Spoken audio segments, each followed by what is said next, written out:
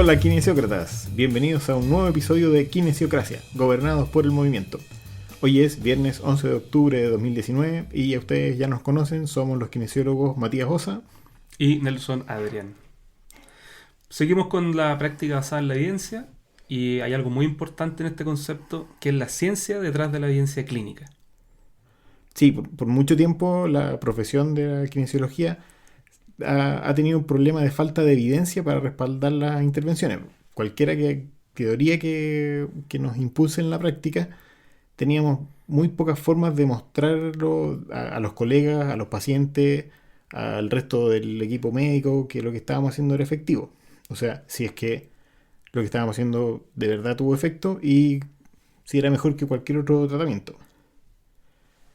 Como profesión, hemos adoptado la mayoría un modelo de práctica basada en evidencia y en los últimos años hemos visto que ha aumentado mucho la cantidad de estudios que muestran resultados de la eficacia de muchas de las intervenciones por sí mismas o cuando se comparan con otras, cuando se combinan con otras. Y esa es evidencia de resultados y es súper importante en la práctica. Bueno, normalmente uno cuando aplica un tratamiento al final o tratamientos, la verdad es que es difícil decir a ciencia cierta por qué funcionó. O sea, hoy día está demostrado desde el punto de vista de los factores psicosociales que se agregan, que el hecho de hablar con la persona, acercarse, tener empatía, puede hacer que tu tratamiento sea más efectivo, independiente que tenga buena evidencia X tratamiento.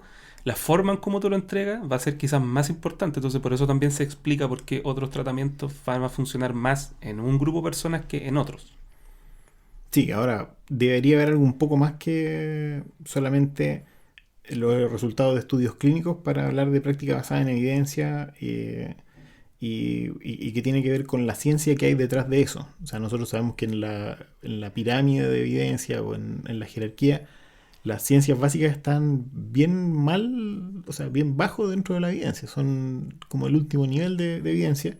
Sin embargo, cuando la evidencia clínica de ensayos controlados con pacientes no tiene un sustento en una ciencia básica, es re difícil creerle o re difícil como demostrar que los efectos que se observan en el estudio clínico se deben a la intervención. Aquí podríamos hacer un experimento mental. Imagínense que esta semana se publica un ensayo clínico gigante sobre el tratamiento del dolor de espalda torácico con una terapia cuántico-psiconeuroinmunoendocrina. ¿Ya? Entonces, como tenemos súper poca evidencia para el manejo de dolor de columna torácica, si comparamos con el dolor cervical o dolor lumbar, no tenemos mucho con qué comparar. Entonces, digamos que este ensayo clínico encontró que el tratamiento que proponen produjo mejoras estadísticamente significativas en una encuesta de resultados centrada en el paciente y también en puntuaciones de calificación del dolor. Ahora, ¿eso nos da alguna información sobre la verdad o la base de la medicina cuántico-psiconeuroinmunoendocrina? La respuesta corta acá sería que no. O sea, vemos aquí que demostrar que la intervención es efectiva nos hace la parte más difícil de la PBE, ¿cierto? La práctica basada en la evidencia, no nos va a ayudar a formular una teoría científica o un modelo profundo que podemos utilizar en nuestra práctica clínica y la investigación. O sea, al final, digamos, este experimento mental, ¿cierto? No estamos más cerca de determinar por qué el paciente mejoró antes que hacer el estudio. Entonces puede ser que, por ejemplo, el paciente creyera que esta técnica cuántica iba a ser bien y eso bastaba para que se mejorara. Claro, con ponerle el nombre cuántico parece como algo importante y todo. Bueno, de hecho hay un estudio famoso que no me acuerdo si lo comentamos en otro podcast. No sé porque siempre hay este ejemplo en mis clases, así que... Pero bueno, que se demostraba que la acupuntura era mucho más efectiva cuando era hecha por una persona que tenía como característica una persona oriental, pues ojos rasgados, que tenía una túnica, había encendido, no sé, pues, incienso, y eso hacía que la acupuntura fuera mucho más efectiva que si era aplicada por una persona más occidental, o sea, con una bata blanca y que no tuviera pinta de chino o de oriental por ninguna parte. Entonces ya ese contacto o la expectativa del paciente va a ser súper relevante para determinar si funciona o no la técnica.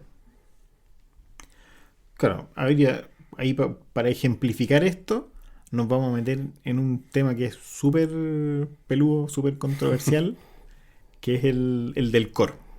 Hay que reconocer que este tema yo lo quería tocar hace tiempo, ¿No? pero llegamos al momento en que podemos hablarlo, pero es un tema súper controversial que probablemente saque ronchas para algunas personas y para otros saque aplausos, porque es un tema que está en el ojo del huracán, yo diría, por lo menos en los últimos 5 años, súper fuerte. O más, Oh, sí. claro, pero desde el punto de vista que se defiende así, pero Ujú. fervientemente, por otro lado, es como es lo peor que hay. Entonces hay que tratar de ver, bueno, si efectivamente el core y la estabilización del core va a ayudar o va a ser relevante para el síndrome de dolor lumbar Sí. crónico, sobre todo. Sí, pues entonces ahí también hay una invitación a los kinesiócratas de tratar de cuestionarse sus creencias y sus prácticas y en qué estamos basando nuestras prácticas, porque si saca ronchas y en realidad lo que presentamos acá como resultado de estudios clínicos o de revisiones sistemáticas va en contra de lo que uno cree, de lo que le ha resultado hasta ahora, quizás sea hora más de cuestionar lo que está haciendo que de cuestionar lo que estamos nosotros diciendo. Claro, o sea, ojalá que se genere esta disonancia cognitiva y que uno empiece a revisar, bueno, lo que estoy haciendo tiene sentido o no, más allá de que si mis pacientes se mejoran o no con lo que hago. Sí, bueno, y eso nos va a llevar a otro episodio después cuando hablemos sobre esa disonancia cognitiva y los sesgos que tenemos en la toma de decisiones.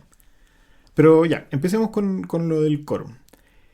Eh, los problemas que podemos encontrar cuando buscamos evidencia sobre el core parten de la definición.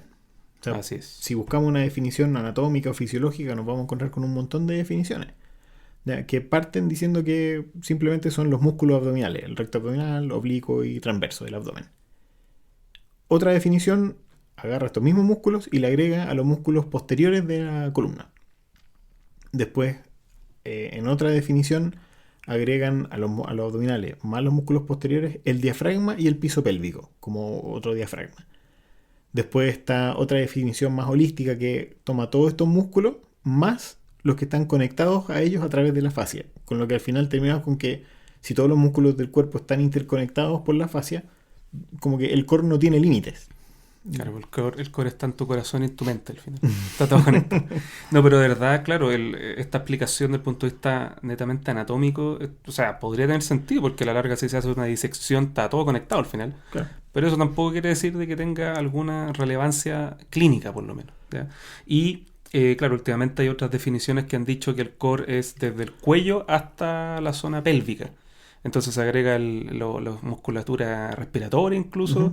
y ahí se le trata como de explicar de por qué el core es importante, por ejemplo, para, no sé, para el hombro. O sea, como tratar de darle alguna explicación de por qué sería relevante esta musculatura. Ah, claro, yo había visto otra que era todos los músculos que están entre los pezones y las rodillas.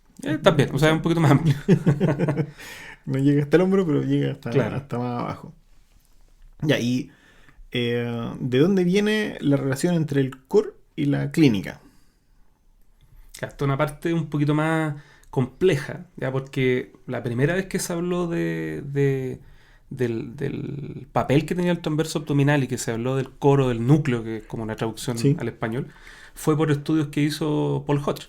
Ujú. Ya Paul Hodge, en los años más o menos como mediados de los 90, principios de los 2000, empezó a sacar una gran cantidad de estudios electromiográficos principalmente, Sí. y ahí se mostraba que habían dos músculos que eran importantes en la zona lumbar, ¿cierto? Que va a ser el transverso abdominal y la musculatura multífida, que lo podemos como definir como musculatura local, ¿cierto?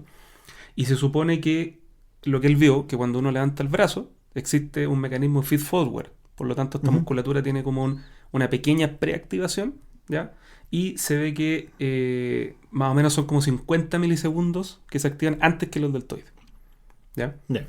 Entonces, cuando esta musculatura se supone que se activa, ¿cierto? Se asume que el cerebro está tratando de hacer como algún tipo de preparación motriz, ¿cierto?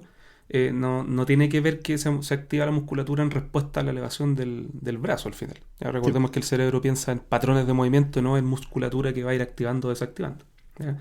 Entonces, ¿qué fue lo que pasó? Después se vio, Paul Hodge también hizo otro estudio mostrando que cuando hay dolor, ¿cierto? Va a haber una pequeña disminución, un delay en la activación de esta musculatura. Claro, un retraso que va a activarse más tarde, Claro, como incluso en respuesta a y ya no tanto en anticipación. claro, eso, justamente. Entonces ya no es que se active 50 milisegundos antes, sino que se activa como 50 milisegundos después. Y eso fue todo lo que dijo el estudio. El estudio nunca sugirió que esto era patológico, que era disfuncional o que se correlacionaba de alguna forma con el dolor. O sea, era simplemente la gente que tiene dolor pareciera que tiene este patrón. ¿Ya? Claro, porque desde la década del 60 se sabe que las estrategias motoras cambian cuando el paciente tiene una lesión o un dolor. Y lo que hizo Hodges fue aplicar esto a la columna. O sea, confirmó que las estrategias motoras cambian en presencia de dolor. Claro, de hecho, en otro estudio como el 2011, Paul Hodge vuelve a retomar esto y él habla de cómo en general, ya no de la columna nomás, cómo en general cuando uno está con una situación de dolor tanto agudo como persistente, se van a generar alteraciones importantes de la organización motriz y también de cómo se genera la variabilidad en el movimiento. Entonces hay una serie de cambios que hoy día están súper bien identificados, pero resulta que este documento inicial que dio esta como idea del core y todo eso, en ninguna parte dijo que era relevante desde el punto de vista clínico, o sea, era una Ujú. observación desde el punto de vista laboratorio electromiográfica. Claro, entonces desde ahí se asumen varios postulados. Claro. Se dice que hay músculos que son más importantes para la estabilización de la columna, como decían del transverso, o que la debilidad de los músculos es lo que provoca el dolor de espalda, o que llevan al dolor de espalda, quizás no es lo que lo provoca, pero al final llevamos al dolor de espalda, y que por lo tanto fortalecer los músculos abdominales podría disminuir el dolor, y que hay un músculo o un grupo de músculos que funcionan independiente de los demás, y a eso se le llama el core. Entonces, que un core fuerte ayudaría a prevenir lesiones, y que el core estabiliza la columna, y como otro de los postulados es que hay una relación entre la estabilidad y el dolor de espalda. Mantener un core fuerte entonces previene el dolor de espalda. Claro, entonces a raíz de todos estos postulados que salieron de la nada, ¿cierto? Hay algunos autores como Greg Lehman que dicen que salió toda una industria que estaba aplicando mal al final la ciencia de esto, como por sobre el sentido común, ¿ya? Porque lo que dijo al final Hodge fue que había, con dolor, había un delay, un retardo, nada Sí. más, ¿ya? Pero nunca se dijo que había un transverso que estaba débil o que la musculatura estaba, comillas, inhibida o apagada y que por supuesto que ese músculo iba a ser el más importante que los demás músculos. Entonces, de ahí nacieron un montón de ideas que van a generar problemas desde el punto de vista de la rehabilitación porque se suman muchas cosas que deberían pasar. O sea, uno lo ve tanto en alumnos de pregrado como en posgrado, en donde automáticamente cuando alguien llega con dolor lumbar, uno dice, ah, voy a ir a evaluar el core, voy a ver cómo está el transverso y todo. Y eso también da pie para otra cosa, pues, o sea, hasta el momento no existe absolutamente ningún test ortopédico que te diga que efectivamente hay un problema de activación muscular, salvo que uno tuviera un electromiógrafo. Sí. ¿Ya? Porque los tests que existen, como el test de inestabilidad en prono y todo eso, son tests más aplicados como a la inestabilidad desde el punto de vista más mecánico, no tanto funcional. Sí, pues entonces, desde todo esto tenemos como una especie de culto con el core, la estabilidad y los ejercicios para el transverso. Examinemos un poco cuál es su rol, el rol de este core específicamente en el dolor lumbar. Después nos Ujú. podemos ver en otras cosas. Y el resumen de todo esto, si pudiéramos ver un abstract, va a ser que el rol del core en el dolor lumbar es escaso. Podríamos partir, por ejemplo, con el transverso. Ya, de partida, si Ujú. vemos en el Gray, el Gray dice, el Gray de anatomía, ¿Sí? dice que es una variación normal que el transverso del abdomen no esté en algunas personas o que esté fusionado con el oblicuo interno. O sea, que sea el mismo músculo. Ahora, en estas personas, ¿hay de verdad más dolor lumbar? O sea, en las personas que no tienen transverso, ¿tienen más incidencia de dolor lumbar? Que yo sepa, no se ha reportado nada de eso, sino que solamente una diferencia anatómica. Pero donde sí se ha estudiado es en el embarazo, por ejemplo, Ujú. donde hay cambios que significan que hay una mayor debilidad de la musculatura por una desventaja mecánica por el estiramiento muscular. Y no se ha encontrado ninguna relación entre la fuerza, la midieron como la capacidad de hacer un sit-up, un abdominal, y la presencia de dolor lumbar. Entonces, la debilidad producida durante el embarazo no se relaciona con el dolor lumbar que podrían tener durante el embarazo. Hay muy poca evidencia que relacione la debilidad o la inestabilidad al dolor lumbar durante el embarazo, y en realidad el dolor lumbar en el embarazo está más asociado al índice de masa corporal, a la hipermovilidad y amenorrea, historia de síndrome de dolor lumbar. Incluso hay una correlación entre el peso del feto y el síndrome de dolor lumbar con irradiación, independiente de la fuerza de la embarazada o de la puérpera. Ujú. Y esto también lo llevaron al posparto. Ya. Ya, porque se supone que los músculos se recuperan de esta disfunción y vuelven a una longitud normal, pero se demoran entre 4 a 6 semanas. Y para poder normalizar la estabilidad pélvica se demoran hasta unas 8 semanas los músculos. Entonces, lo que hicieron estos investigadores fue tratar de buscar cómo sería la terapia de cognitivo-conductual en comparación con la terapia física para tratar el dolor lumbar después del embarazo. Y habían reclutado a más de 800 mujeres y tuvieron que sacar de la muestra a unas 600 en la primera semana porque se les pasó solo el dolor. Ya. Entonces, ahí concluyeron que, o dentro de las conclusiones que se puede sacar de esto, es que en realidad la función de los músculos, como la cantidad de fuerza que pueden hacer o de activación o inhibición, no se relaciona con el dolor lumbar, por lo menos en el embarazo. Claro, y eso que en este caso del embarazo, lo que tú contabas recién, hay una causa fisiológica que está generando una alteración de la activación y de todo el sistema de estabilidad, si queremos llamarlo. Y que es clarísimo. Claro, y en esto también eleva una pregunta bien interesante, tiene que ver con el dolor lumbar como tal. O sea, hasta el día de hoy no tenemos idea. Y por eso es que el síndrome del dolor lumbar más del 90% de las veces es inespecífico. Y al ser inespecífico quiere decir que no tenemos idea por qué está doliendo. Ujú. O sea, si sacamos obviamente una fractura, cosas de ese tipo que son traumatismo agudo de alto impacto, pero estamos hablando acá que la mayoría de estos dolores que son como que aparecen de la nada, ¿cierto? Son espontáneos, no hay una causa que uno pueda echarle la culpa, y por lo tanto mal podríamos decir entonces que el transverso abdominal y el core son los culpables de todo esto. Y por eso es que, claro, correlacionado con esto que tú contabas del posparto, parece que el tema no es con la fuerza, pareciera que tiene que ver con el timing de activación. Claro, con lo que describió Hodges. Claro, acá ¿cierto? Él decía que este timing de activación, todo este ejemplo que hemos de activar el brazo, ¿ya? Parecería que esa conclusión lógica, ¿cierto? Tendría que ver con esta activación tardía. Entonces, desde el punto de vista más como de la escuela australiana, se decía que había este delay o este problema de timing tenía que ver con la causa de la inestabilidad, por lo tanto el dolor. Ujú. ¿Ya? Y por otro lado está la escuela estadounidense que habla de que no es un tema de timing, sino que le falta fuerza. Entonces, Claro.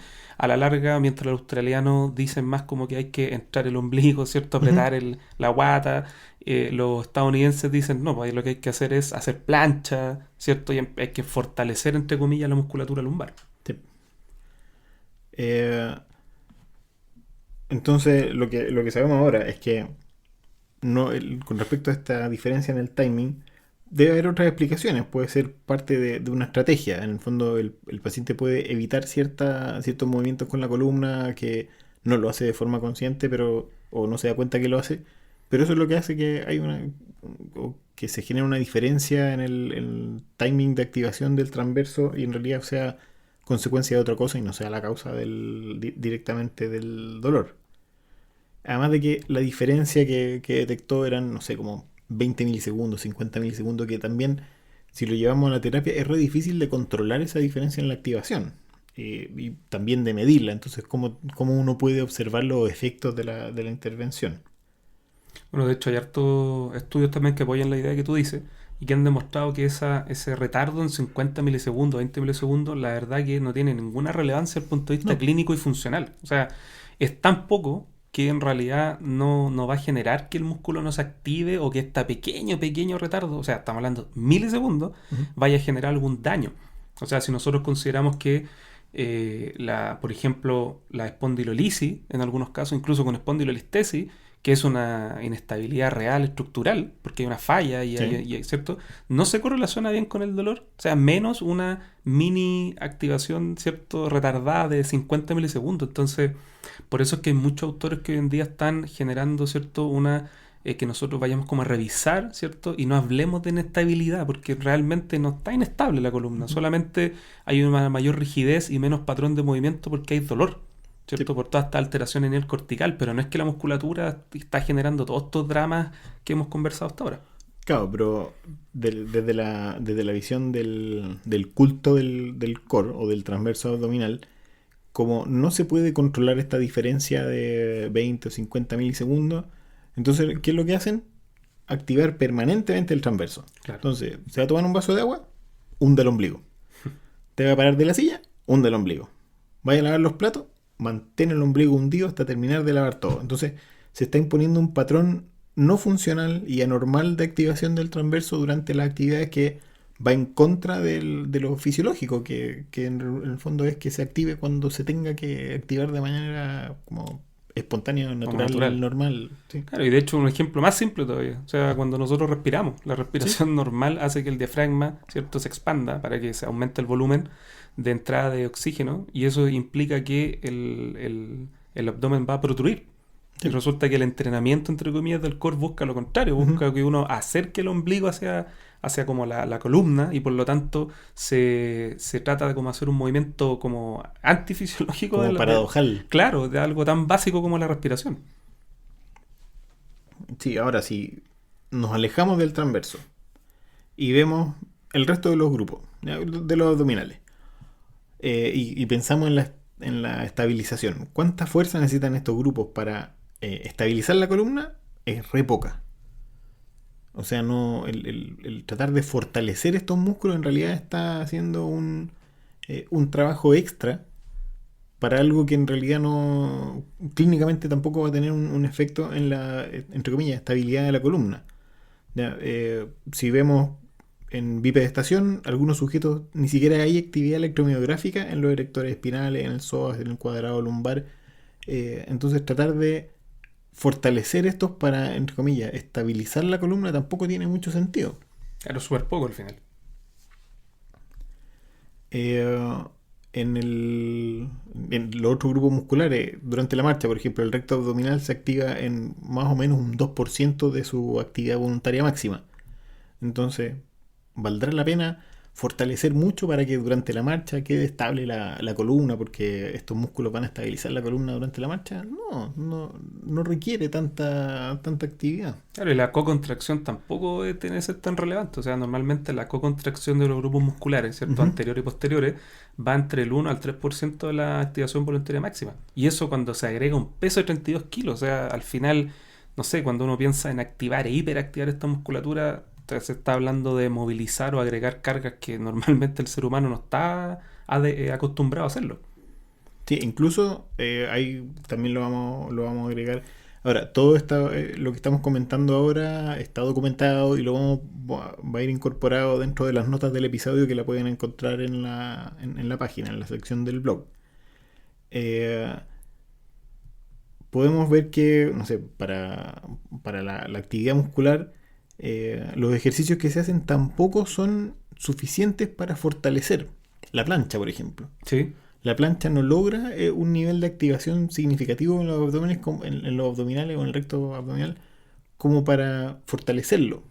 Claro, ni siquiera el clásico crunch, ¿verdad? Y hay un montón de Ujú. estudios con electromiografía que han mostrado que no se activa la musculatura, se activa Sí. más el psoas. Por lo tanto, tampoco sirve mucho como ejercicio, ¿cierto? Para ir a tratar de activar de forma selectiva esta musculatura.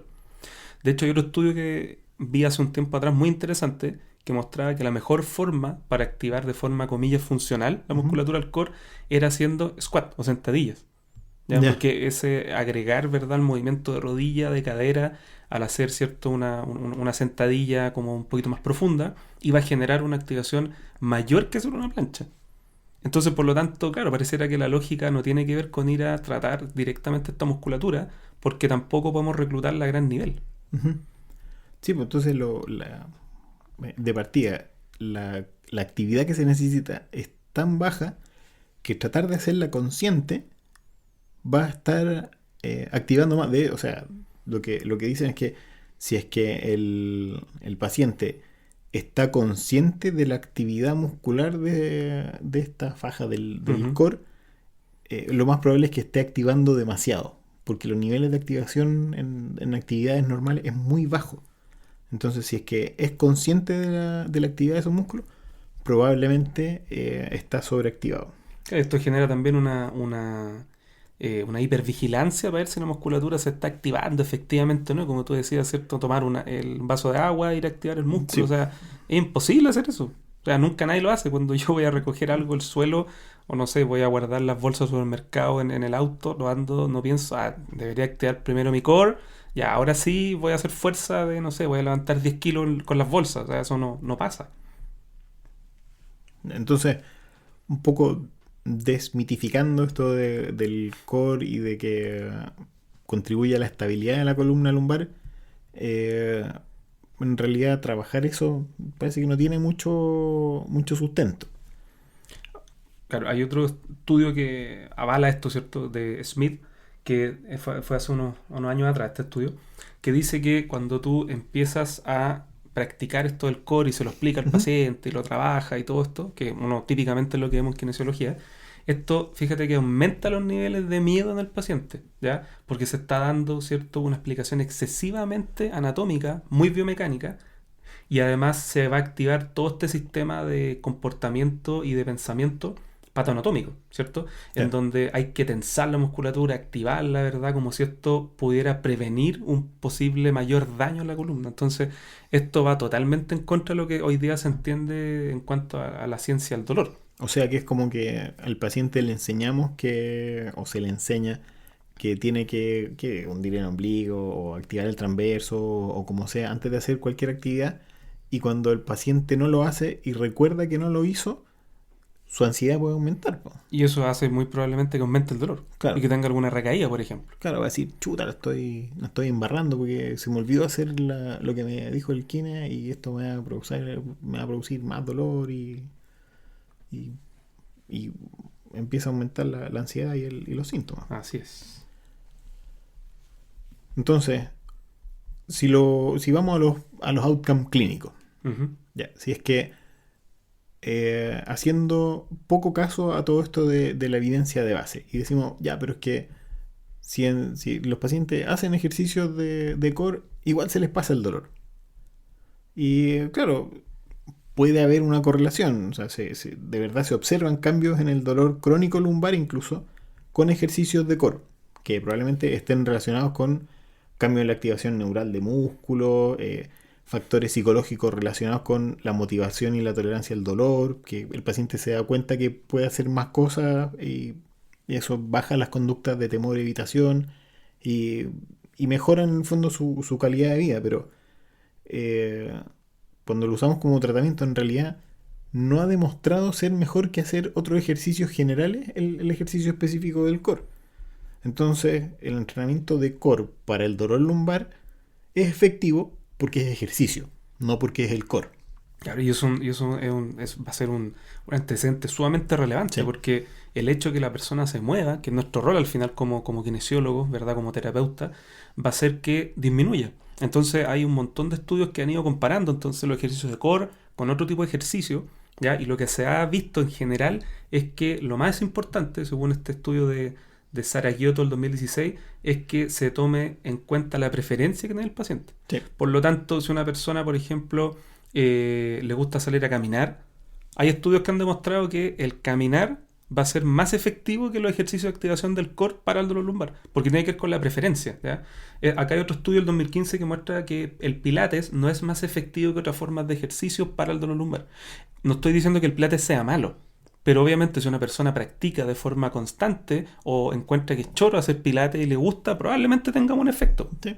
¿cierto? Y tampoco quiere decir que no sirva, dice que Claro, es tan efectivo como hacer otra cosa. Si, claro, si prefiere hacer pilates, muy bien, hágalo. haga pilates, sí. Y por eso es que la tendencia en los últimos años, si vamos a revisar ya revisiones sistemáticas y revisiones Ujú. grandes, es que los ejercicios de control motor o estos ejercicios de activación de la musculatura lumbar no son mejor que cualquier otro tipo de ejercicio, ¿ya? Por ejemplo, acá hay otro estudio del año 2014, ¿ya? De Smith, que muestra que el ejercicio, que hay fuerte evidencia que muestra que el ejercicio de estabilización no es más efectivo que cualquier otra forma de ejercicio activo, ¿verdad? A largo plazo. O sea, sí se ha reportado que, por ejemplo, a corto plazo puede ser un poquito más efectivo, Sí, pero eso también toma en consideración que hay gente que puede que sea sedentaria y el hecho de empezar a hacer algún tipo de ejercicio como la plancha o cualquier cosa ya genera una mayor activación de la musculatura y por lo tanto todo el sistema analgésico endógeno, y eso también podría generar la disminución del dolor. O sea, la verdad es que hasta el día de hoy no tenemos idea si es que realmente es mejor que hacer cualquier otra cosa. Ya, pero saliéndonos un poco de ya del dolor lumbar, igual, no sé, pues, los deportistas también tienen que entrenar su core, ¿o no? Se supone, sí. O sea, normalmente, claro, cuando los que algunos defienden todavía, ¿cierto?, el core, dicen, bueno, ok, una persona con dolor lumbar sedentaria probablemente cualquier ejercicio funcione, pero posiblemente el ir a entrenar esta musculatura sea súper importante para el rendimiento El atlético, rendimiento. ¿cierto? O en un paciente que ocupe mucho esta musculatura, ¿ya? Y, oh sorpresa, hay montones de estudios que han tomado esta idea y han visto si es que efectivamente esto genera algún tipo de beneficio, ¿ya? Por ejemplo, una revisión sistemática muy interesante de Reed y colegas del año 2012 mostró que el ir a hacer un entrenamiento específico del core, ya pensando en el rendimiento atlético, ya no estamos hablando de dolor, ¿cierto? Ujú. Se ha visto que genera solamente algún tipo de beneficio marginal. Ya. Eso quiere decir que la gente que lo ocupó, en algunos, por ejemplo, lograron hacer alguna actividad un poquito mejor, pero en el grupo que se hizo un entrenamiento clásico, digamos, de su deporte, Habitual, rindieron sí. igual bien. Entonces, el agregar, estar apretando la guata finalmente harto rato no generó que saltaran más alto, que lanzaran a una mayor distancia, ni que tuvieran más fuerza tampoco. Claro, porque al final no estamos hablando ya de la magnitud de la contracción, sino que de los patrones de activación. Entonces, en la actividad habitual, en realidad es suficiente para mantener el core activo, si es que hay tal cosa, y hacer un entrenamiento específico, en realidad podría ser considerado casi hasta una pérdida de tiempo. Claro, si a la larga tú lo piensas, tiene que ver con un principio básico del entrenamiento físico, o sea, la adaptación específica a la Ah, la demanda específica, impuesta. sí. Entonces, si yo quiero, por ejemplo, no sé, lanzar el martillo, eso es lo que tengo que entrenar. Pues, o sea, no por yo tener un tremendo core y que pueda estar 5 minutos haciendo una plancha, o como el récord mundial de la otra vez, que fue como 4 horas, no, eso no significa que voy a ser Superman. Pues. Entonces, no tiene sentido. ¿Ya? Otro estudio acá, que fue publicado en el 2015 también, de Silfis y colegas, ¿ya?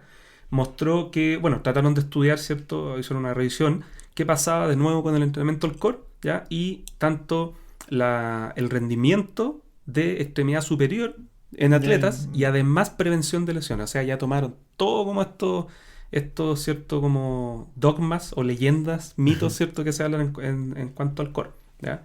Y acá una vez la respuesta fue la misma. O sea, que existe una limitada evidencia que diga que los ejercicios del core, ¿cierto?, van a ayudar a prevenir o incluso a mejorar el rendimiento. O sea, lo mismo, al final teníamos algunos atletas los cuales sí, efectivamente bajaron su nivel de lesión y en otros dio lo mismo, ¿ya? Y acá también tiene que ver con la naturaleza de las lesiones, o sea, la cantidad de factores de riesgo son tremendas. Sí, bueno, deportistas de alto rendimiento que están siempre al límite, como decía un profe mío, que queman la vela de los dos extremos. Claro, Ese deporte no es salud. claro. Entonces, claramente que es muy difícil y, bueno, por lo menos hay evidencia que ha mostrado que el entrenamiento de la musculatura, entonces, no va a generar ni mejoría en el rendimiento atlético, ni tampoco va a generar disminución o prevención en las lesiones. Entonces, llevándolo no solo al mundo atlético, sino que también a los pacientes, digamos, que nosotros vemos día a día, el tener un super core que se activa cada rato tampoco me va a generar una prevención de un futuro cuadro. No. ¿Qué cosa sí podría servir?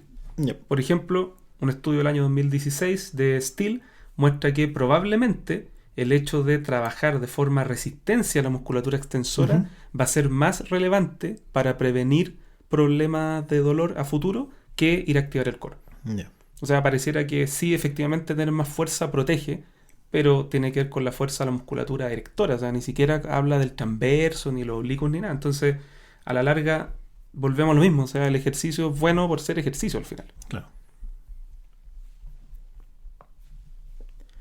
Y bueno, ahí lo tienen, el core. Recuerden que nos pueden encontrar en redes sociales, en Instagram y en Twitter somos @kinesiocracia. También tenemos una fanpage en Facebook que es Kinesiocracia. Tenemos nuestro sitio web que es kinesiocracia.com, donde también enlazamos a los episodios del podcast y publicamos las notas. Ahí en esas notas van a encontrar las referencias de los artículos que hemos mencionado hoy día. Además tenemos un blog en el que vamos publicando sobre temas de interés kinesiológico. Nuestro correo es kinesiocraciapodcast@gmail.com y ahí estamos atentos a sus comentarios, a sus preguntas y a sus sugerencias. Hasta la próxima. Muchas gracias a todos nuestros seguidores, a nuestros kinesiócratas, y ya nos estamos leyendo y escuchando próximamente. Acuérdense, en nuestro blog estamos subiendo algunos artículos, y también gracias por las interacciones y felicitaciones y que nos dan, agradecimientos e ideas también que nos dan, que son bastante agradables para seguir haciendo esto. Así que muchísimas gracias.